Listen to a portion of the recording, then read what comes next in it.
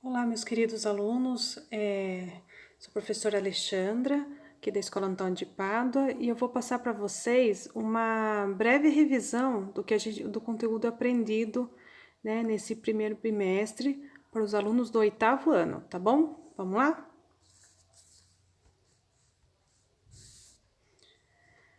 Então, o conteúdo que nós começamos a ver foi sobre reprodução.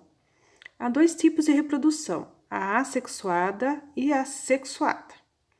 A reprodução é um mecanismo que todas as espécies, né, possuem que permite a perpetuação dela. Sem a reprodução, a espécie ela entraria em extinção. Então, é uma maneira de deixar seus descendentes. Através da reprodução assexuada, como é que é? Ocorre sem a participação de gametas, ou seja, não há mistura de material genético. Um único organismo dá origem a outro.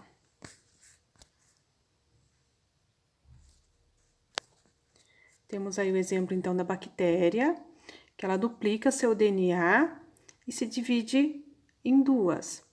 Então, o DNA, o material genético, vai ser idêntico à célula-mãe. E temos também aqui um exemplo de uma hidra, né? Do ladinho dela tem uma hidra pequena que a gente chama de brotamento. Então, essa hidra pequena, ela pode se destacar e se fixar no substrato, formando, né, um novo organismo. Através da reprodução sexuada, então, consiste em quê? Na união dos gametas masculinos e femininos, formando um zigoto que dá origem a um novo ser. Então, nesse caso, tem que ter a participação do macho e da fêmea.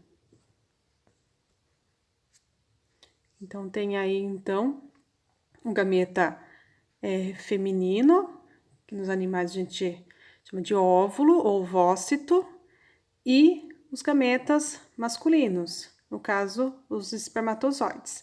Lembrando que na planta também há os gametas masculinos e femininos. O gameta masculino da planta é o grão de pólen e o feminino é o óvulo que vai formar, né, após ser fecundado, vai formar a semente. Reprodução nas plantas. A reprodução de quase todas as plantas acontece por meio da flor, que possui em seu interior o órgão feminino, chamado de gineceu, e o órgão masculino, chamado de androceu. Então, tem aí, né, nessa figura, nessa imagem, o estigma da flor, que é a parte do gineceu, né? Descendo o estigma, a gente tem aí, então, o estilete, e lá dentro da flor, o ovário. As anteras também estão marcadas aí na figura, que é a parte do androceu. As anteras, nelas ficam os grãos de pólen, tá? Que vai fecundar o óvulo para formar semente.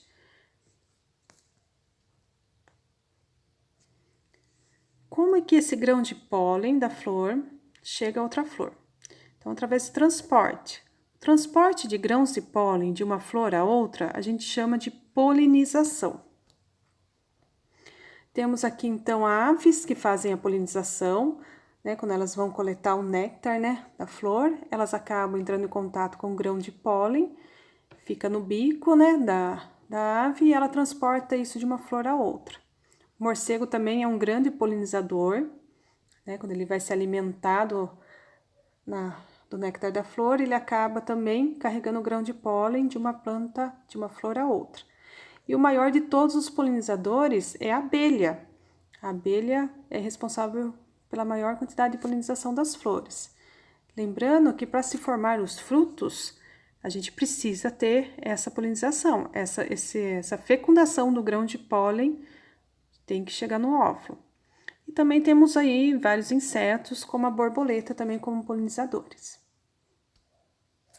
Quando essa flor ela é polinizada, o grão de pólen chega então, né, no estigma da flor e ele vai ser transportado até o ovário através aí do estilete da flor.